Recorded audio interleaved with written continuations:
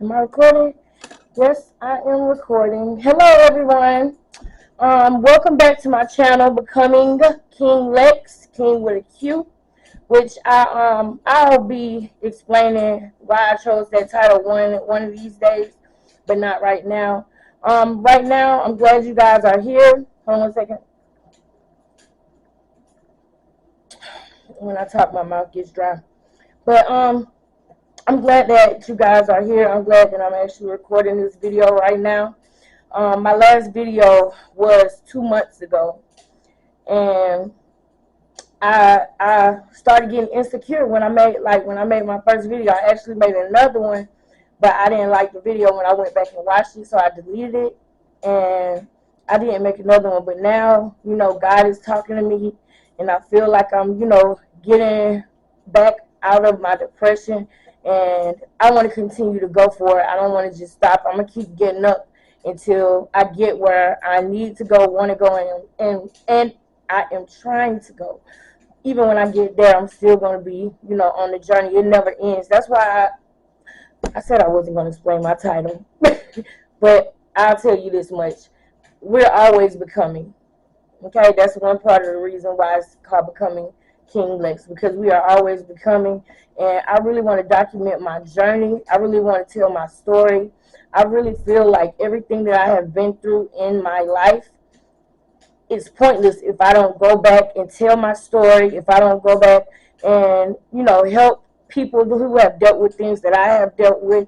I feel like that's what I really want to do with my life. You know what I mean? I want to help others that have went through or are going through currently a lot of the things that I went through in my life that could have really make me give up on everything, and I didn't. Not just for myself and for my children and for God, but I feel like it was all for nothing if I don't go back and help someone. I made it out of a lot of things. I survived a lot of things, which brings me to my video that I'm doing today. This video is going to be a part one of how I survived the opioid epidemic. Now, I do see like a few people that have talked about it, but I feel like it's not enough people talking about it because it's happening way more than we realize. It's way more dangerous than what we realize, because you can get this medication from a doctor. You know what I mean? So you at first you don't think it's that bad. You don't think it's that serious. You know what I mean? But I'm here to tell you guys my journey. And like I said in my first video, I'm going to be talking about a lot of things in my journey that some people would never come and speak about, that some people would never talk about. And I feel like I want to break those generational cycles of brushing things under the rug and not talking about things. No, because I know that there's someone out there that is about to go through what I've been through, or that is currently going through what I've been through, and they don't know what to do. So I'm going to be that voice, and as I am that voice, I do eventually want to start a nonprofit.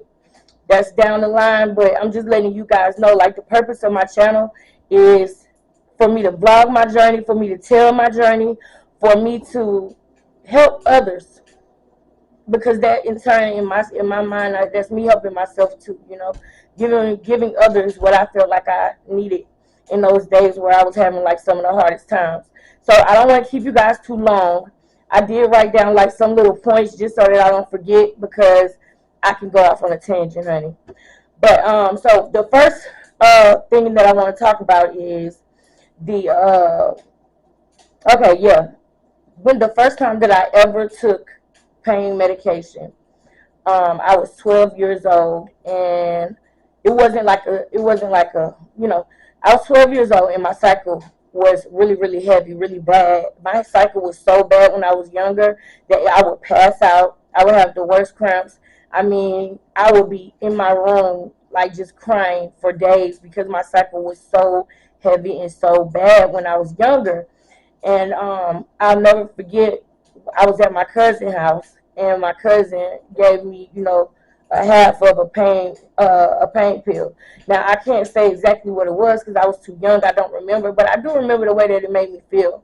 I do remember that, and I believe I got nauseous when I took it. because I didn't know you had to eat when you took that. I didn't know anything about it. I do know that it made me feel better though. I do know that I didn't have any more pain. But I'm talking about that because that was the first time ever that I ever took anything, right? And from 12 to about 15 or 16, I may have taken one or two once a month when my cycle would come on, but it wasn't like a big thing. Um, to me, it wasn't something that I was taking every day or anything like that. And then I started dating someone that was from another part of town, that was from a part of town that I wasn't from. And you know how like some girls, we fall in love with the bad boys and we don't even realize, like, we'll talk about that another video as well. But long story short, that was something that they were doing in that area. Like the friends that I started being around, and it would start being in the music, and the friends that I would be around, they would do it recreationally. So it was like something that we would do on the weekends or something like that, right? Mind you, I've been through so much in my life, so much in my life. Um, that I didn't deal with, that I'm just now dealing with at 31. You know what I mean? And I'm happy that I'm dealing with it now. But just hindsight is 2020. So when I look back on things, I understand what was going on now because, I can look back on it and tell, right? So I was dating someone. I ended up, like I said, we would take it recreationally, but it wasn't serious, right? Maybe once a month or maybe on the weekends. But then I got pregnant and I had my son. I was about 17 years old, and that was like really hard for me. It was a really hard time. I actually moved in with my son's dad when I was about 15 years old, 15 or 16. And it was because, like I said, I had a lot of traumas that happened to me when I was younger, which I'm not going to talk about in this video, right? But I am going to talk about my life and everything. So eventually I may talk about it, right? But I want to stay on the topic with this because I'll just go off, right? But yeah, so I moved in when I was 15 with my ex, and then I became pregnant, and we had a child, my beautiful, beautiful, beautiful, beautiful son. I love him so much. I love him so much. We had a child, and of course, like every story, like most stories, some people they make it and they're together and they get married when they have children in high school. But then some people, you don't realize that this is not even somebody who you're equally yoked with. You don't even know that at that time. You're kind of like, not you, me.